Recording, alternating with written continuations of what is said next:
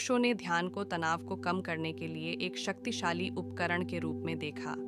उन्होंने कहा कि ध्यान हमें वर्तमान क्षण में उपस्थित होने और हमारे विचारों और भावनाओं को जाने देने में मदद करता है। ध्यान के माध्यम से हम अपने मन को शांत कर सकते हैं और तनाव के हानिकारक प्रभावों को कम कर सकते हैं। 4. तनाव को रचनात्मकता में बदला जा सकता है। ओशो ने कहा कि तनाव को रचनात्मक ऊर्जा में बदला जा सकता है।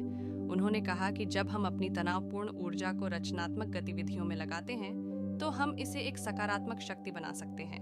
उदाहरण के लिए, यदि आप किसी समस्या के बारे में चिंतित हैं, तो आप उस समस्या पर काम करने के लिए अपनी ऊर्जा का उपयोग कर सकते हैं। इससे आप तनाव से राहत पा सकते हैं और एक साथ कुछ रचनात्मक भी कर सकते हैं।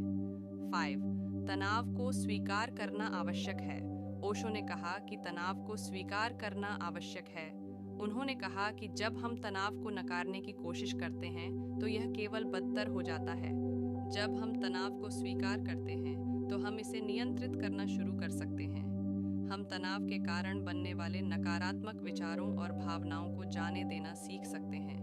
ओशो के इन विचारों को ध्यान में रखते हुए हम तनाव को कम करने और अधिक शांतिपूर्ण जीवन जीने के लिए कदम उठा सकते हैं। ध्यान का अभ्यास करें। ध्यान तनाव को कम करने का एक प्रभावी तरीका है। प्रकृति में समय बिताएं। प्रकृति के साथ समय बिताने से तनाव कम हो सकता है। व्यायाम करें। व्यायाम तनाव को कम करने और मूड में सुधार करने में मदद कर सकता है। स्वस्थ भोजन करें। स्वस्थ भोजन तनाव को कम करने और ऊर्जा के स्तर को बढ़ाने में मदद कर सकता है। पर्याप्त नींद लें। नींद तनाव को कम करने और शरीर और दिमाग को ठीक करने में मदद करती है। इन सुझावों को अपनाकर आप तनाव को कम कर सकते हैं और अधिक शांतिपूर्ण और संतोषजनक जीवन जी सकते हैं। 1. वर्तमान क्षण को अपनाएं। हमारी अधिकांश चिंताएं और चिंताएं अतीत पर ध्यान देने या भविष्य से डरने से उत्पन्न होती हैं।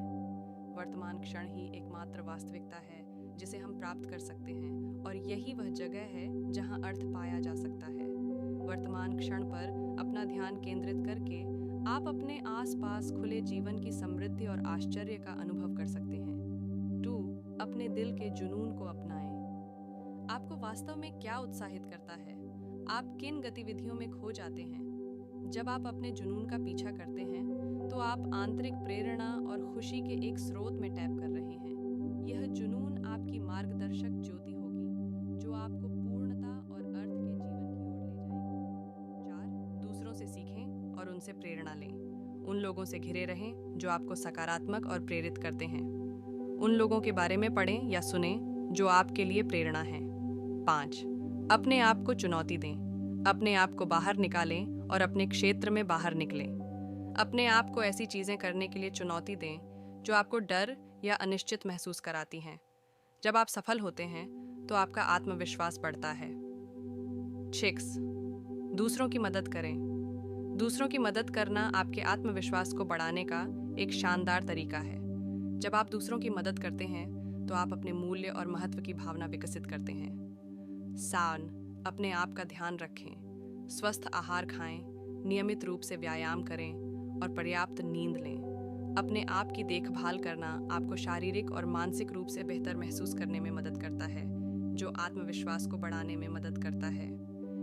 8. अपने जीवन में सकारात्मकता को बढ़ावा दें। अपने आप को सकारात्मक लोगों और अनुभवों से घेरें। सकारात्मकता आपके मन को सकारात्मक विचारों से भरने में मदद करती है, जो आत्मविश्वास को बढ़ाने में मदद करता है। 9. अपने आप को स्वीकार करें। अपने आप को दूसरों के साथ तुलना करना बंद करें। खुद को दूसरों के साथ तुलना करने से आपका आत्मविश्वास कम हो सकता है। अपने आप को दूसरों के साथ तुलना करने के बजाय अपने आप को स्वीकार करें और अपने अनूठे गुणों पर ध्यान दें। 10. अपनी गलतियों से सीखें। हर कोई गलतियां ही करता है। अपनी गलतियों से सीखें और उन्हें बेहतर बनाने के लिए उपयोग करें। गलतियों से सीखना आत्मविश्वास बढ़ाने का एक शानदार तरीका है। इन सुझावों को अपनाकर आप अपने आत्मविश्वास को बढ़ा सकते हैं और जीवन में सफलता प्राप्त कर सकते हैं। एक अनोखे तरीके से शिक्षण आत्मविश्वास बढ़ाने के लिए एक अनोखे तरीके से शिक्षण में शामिल हो सकते हैं। कहानी कहने। कहानियाँ हमें दूसरों के अनुभवों से जुड़ने और उनके दृष्टिकोण को समझने आत्मविश्वास बढ़ाने वाली कहानियाँ आपको यह देखने में मदद कर सकती हैं कि अन्य लोग समान चुनौतियों का सामना कर रहे हैं और उनसे कैसे सफलता प्राप्त की है। कविताएं भावनाओं और विचारों को व्यक्त करने का एक शक्तिशाली तरीका हो सकती हैं। आज के लिए बस इतना ही। सब्सक्राइब और शेयर करना ना भूलें। अपने सुझाव कमेंट में ज़रूर दें। धन्यवाद।